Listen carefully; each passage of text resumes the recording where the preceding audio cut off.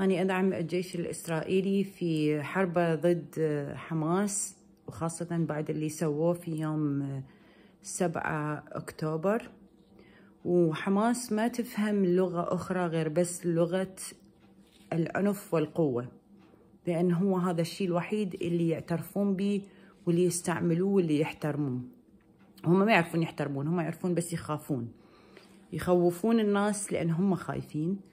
فالحل الوحيد لهم يجب إنهاء حماس نهائيا، لأن إذا ما تم القضاء على حماس نهائيا راح يرجعون مرة ثانية وراح يسوون بعد أبشع من اللي سووه في 7 أكتوبر.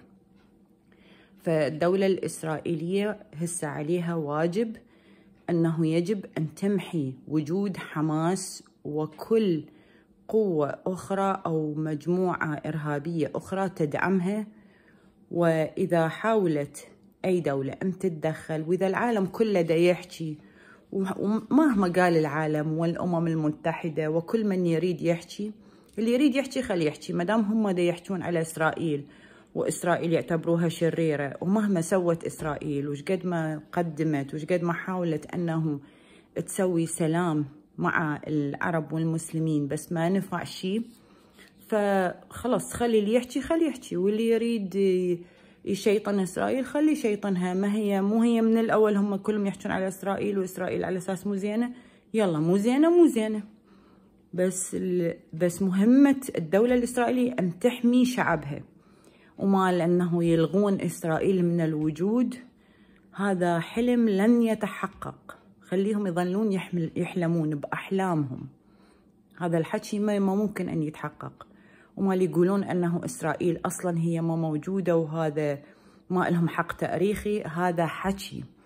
أصلا الإسرائيليين واليهود العبرانيين أصلا هم منشأهم وحقيقتهم وين؟ بالشرق الأوسط، بالجزيرة اللي هي يسموها هسه الجزيرة العربية. هي لا عربية ولا شيء، هم العرب اجوا من جنوب الجزيرة، ومجموعات هم أصلا كانوا مجموعات إرهابية وهجموا على العراق وعلى سوريا. لا العراق كان عربي ومسلم، ولا سوريا ولا لبنان ولا أي شيء من هاي الدول. فإسرائيل هي أصلا إلها حق وجود في هاي المنطقة قبل كل الدول اللي تدعي بأنه إلها وجود تاريخي. وأنا أدعم الدولة الإسرائيلية 100%. أنا أصلا من أصول عراقية ومسلمة، وتركت الإسلام بسبب البشاعات اللي يرتكبوها البشر باسم الإسلام. وطبعا اللي سوته حماس هذا مو فشي جديد، هو هذا الغدر المحمدي. محمد شلون غدر بأهل يثرب وشلون قتل وذبح باليهود، فحماس دا تعيد نفس الشيء. فإذا راح نظل نهرب منهم ونتجنبهم ونريد سلام وياهم، فمعناها احنا راح نظل نهرب الى الابد. كافي هروب وكافي استسلام وكافي انه نريد سلام وياهم. لا، احنا بعد ما نريد سلام وياهم. اللي ما يريد سلام ويانا، اللي ما يريد سلام ويا اليهود، فالمفروض اليهود همين ما يريدون سلام وياه. وانا ادعم الدولة الاسرائيلية 1,000,000%، مو بس 100%. واصلي كل يوم انه ينتصرون، وهم اصلا منتصرين. فلذلك العرب والمسلمين هايجين وزعلانين ومتنرفزين، لأن ما قدروا لهم. قدروا على العراق، قدروا على سوريا ولبنان، وقدروا على الفلسطينيين، بس ما يقدرون على اليهود والإسرائيليين. لو مهما سووا، لو مهما ادعوا. حماس راحت ضربوا اخذوهم على حين غرة، على غفلة، وراحوا ضربوا مدنيين، وهربوا وراحوا ختلوا ورا مدنيين، تخبوا ورا مدنيين، وبعدين يقولون انه هم ابطال.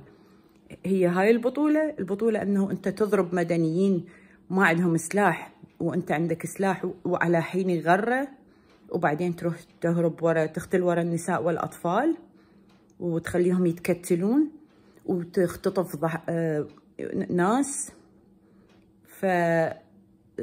فتريدون انه اسرائيل بعد ما تضربكم اطلقوا سراح هذول المختطفين اللي اخذتوهم، اطلقوا سراحهم واحقنوا الدماء من الطرفين. اسرائيل ما راح تنلغي، وما راح يطلعون اليهود، واليهود باقين على قلبكم، على غصبا عن اللي يرضى والما يرضى.